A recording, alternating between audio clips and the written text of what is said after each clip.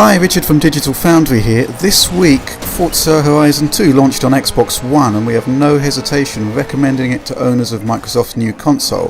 Superb graphics, excellent gameplay, smart online options, and a wealth of content combined to make for a truly wonderful release. But what about the Xbox 360 version?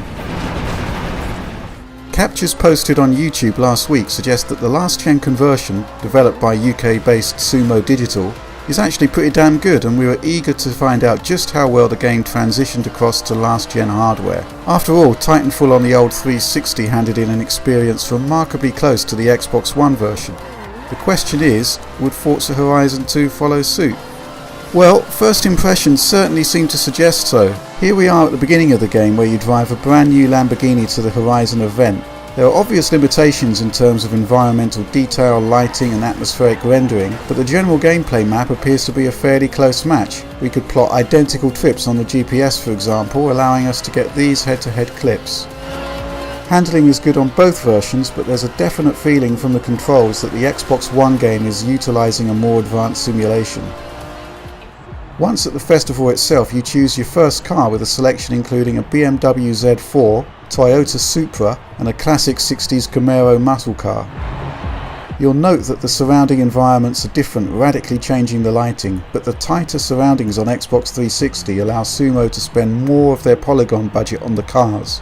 The end result being that the absolute high-end models are actually pretty close on Xbox 360. It's interesting to note that the 360 game actually offers a different Camaro, suggesting changes to the car lineup from one version to the next. Moving on, check out some time-lapse comparisons.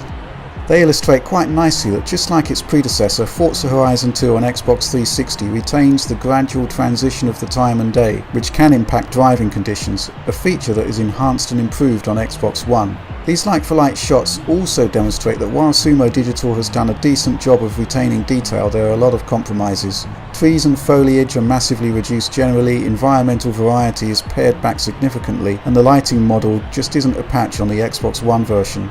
And of course, the flagship version of Forza Horizon 2 also features varying weather conditions, sunshine, rain, fog, all of which impact gameplay significantly.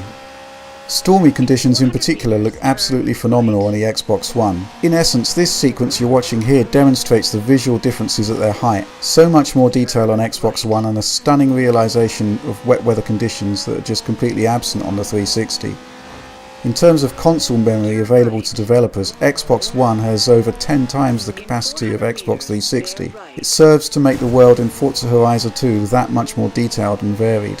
And while the road layout is essentially the same, the differences are much more pronounced when you go off-road. Foliage is rich and extensive on Xbox One, but severely pared back on the 360. And that leads us on quite nicely to the 360 version's key compromise. You can travel off-road just as you can on Xbox One, but there's a real lack of off-roading events. These exhilarating dashes into the unknown are absent on the 360 build, replaced with more circuit races that do at least take you off the tarmac. Indeed, the entire event structure of the game has been radically revamped. The impression we get is that Sumo Digital did their best to replicate the rich world of the Xbox One version, but realised that compromises would have to be made to produce a satisfying game.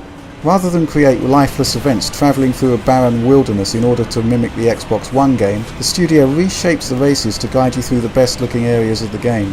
In short, the sense is that Sumo realised the limitations of the Xbox 360 version and adapted the gameplay to suit them. It's a gamble that pays off. In a stark head-to-head comparison, Sumo Digital's conversion proves surprisingly close in many respects, but falls short in others. It's inevitable really as we compare a game from one generation to the next. But judged on its own merits as an Xbox 360 title, Forza Horizon 2 is a lot of fun. There's a lot to do, the excellent simulation model still produces an exciting ride, and there's the same rock-solid 30 frames per second update as the original game. This isn't a lackluster copy of the Xbox One game, but more like a companion piece that takes on the concept and reshapes it on its own terms. While many of the online competition modes, and of course the Drivatar AI are missing, there's still plenty of content here. Bucket list challenges and showcase events do remain, and are actually completely different in nature to the Xbox One game. Is it the end of the road for the Xbox 360? Well, there's something of a pioneering spirit to the Xbox One version. It looks great, it feels wonderful, and there's a feeling that you're really playing a next-gen driving experience. In contrast, Horizon 2 on 360 feels rooted in the past. One last hurrah for the vintage 2005 hardware if you like. It's impressive in its own right and recommended for those who haven't upgraded, but it's very much the junior version compared to its next-gen sibling. We'll leave you with some more comparisons taken as we dashed around the map in our Ferrari 360 Challenge Stradale. But in the meantime, thanks for watching.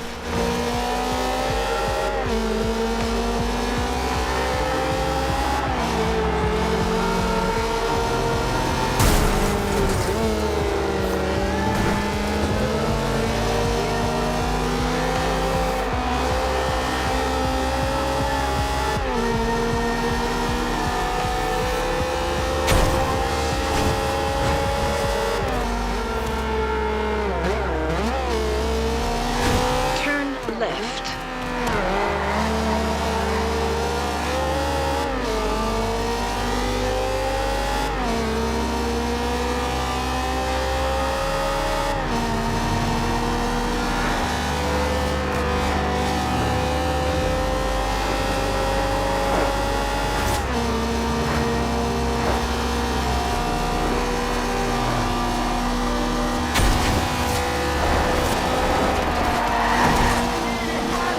In 400 meters, turn left.